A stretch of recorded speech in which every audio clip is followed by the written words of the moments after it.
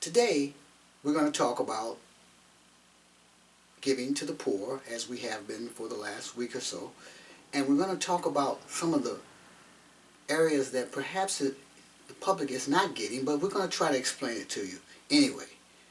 First of all, we said, and I think this is the main premise that it's not quite hitting home, and that is, for every program out here that is servicing the poor, providing services to the poor, there's also an equal program, equal or opposite program, that's trying to prevent the problems of the poor. Now, technically, let's just look at the logistics of this. And as prevention says or means that we're going to prevent this problem from happening. Therefore, we don't have to put any money into that problem. Service says, well, the problem has already been here, and now what we're going to do is service. We're going to ease the burden. And our call, and the callings that we have been making over the last year, and trying to get this across to you, is that if we put the two programs together, then we would have a more holistic approach in servicing the poor. And that is, we're looking at it not just from providing service, we're now saying, what can we do to prevent this from happening again? So we don't have to have as many clients to serve. So, therefore, the basic premise of what we're saying and what we're trying to get across to you, the public, to you, the donor, to you, the government, is that we're forced to compete. One agency that services the problem must compete against another agency that is servicing the problem. Service and prevention are opposite. So therefore, unless we find a way to get the agencies to work together, then we're not, unless we find that means. And we've been saying, and that's what we've been saying all along, you are the bottom line. You're the answer. We're not asking you to come up with a new approach. We're saying your donation, quite frankly, your dollars, are what can cause us to come together. And that is, through your donations, you can ask. You can ask, and let's get very specific, your United Foundations. You can ask your feeding program. You can ask your housing program.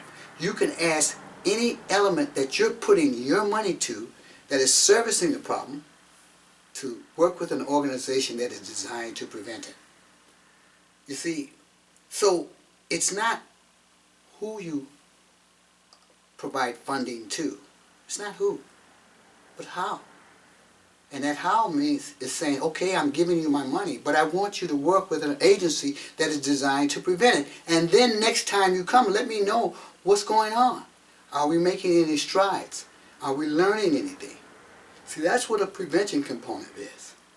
But if you're simply giving your money, allowing either, in most cases, the service agency to deal with the problem, well, they're doing exactly what they said they were going to do. They're servicing the problems of the poor. But if you ask these two agencies, the service and the prevention programs, to work together, then you're doing something different.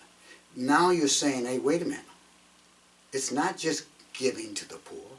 It's not just housing the homeless. It's not just, hey, there's another element here. What can we do to prevent this from happening again to the next person or to the next client who wants to come? But you see, we got a program impact and we're going to prevent that from happening. Let me give you an example of something. You've probably heard the story a million times about a star athlete who's raised in the projects. This is a true story, and they got the same story happening all over.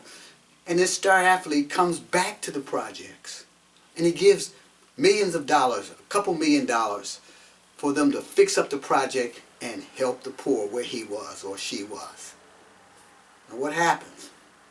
5 years later, they come back, and the projects are in worse condition than it was when they gave the money. Well, what was wrong? Well, it's very simple. the donation didn't have a prevention element. Now, it wasn't for the star athlete to say, do this, do that, but all he had to say was, well, I want a prevention element, a prevention component applied. That means that that service agencies that's getting that money to fix up the project must work with a prevention program designed to say, hey, we got a program intact. One of the things is we're going to stop the basketball playing. We're going to stop the grown kids from living with their mama. We're going to make sure that the people in the project are part of the growth and development of this project itself. We're going to include elements in here that we're not dealing with the service now. We're saying, hey, we got to stop this. We got to make sure that the people living there are part of the growth and development of this project. You see? But that's not the service agency. That's you. Let's look at the government. The government spends billions of dollars for welfare. Billions. But you see, the government is only following suit of what's given to it. For example, this dollar, the tax dollar, well, it follows the philanthropic dollar. That means you're giving. You give, Mother Teresa, she starts giving, and you give them over to foundations, give. Well, the government just gets right in play and follows it. You see, government didn't create welfare, then everybody got on it. No, we started giving to the poor. The government came in to assist it and created welfare. Now, we'll talk about that at another time in terms of how welfare has been turned around now. It's maybe easier to be poor than to be than to get out and get a job. I'd rather be on welfare. But that's a totally different situation. But at the same time, the logistics of it, you must be able to see that. The government follows the philanthropic, the giving dollar. So, remember, for every service program, there is a prevention program. And it's your dollar,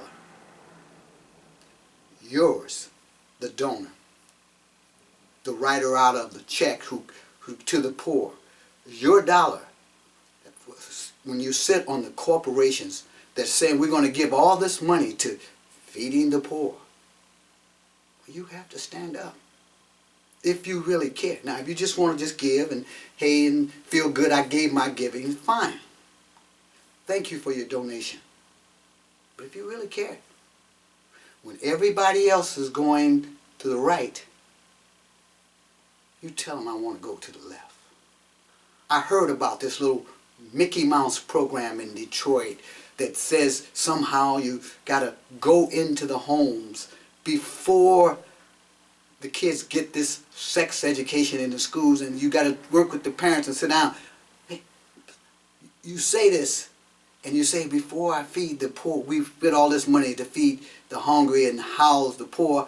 There's a program here that says, hey, we got to find out what's causing this. And first of all, let's deal with that problem, and then we'll turn it over to the service. You see, once you see that, then we're on a track to really helping those in need, because we're creating self-sufficiency. You providing the glue that is necessary to pull us together. And I'm asking you to fight for us. But the fight is not here. The fight is here. Here's the fight.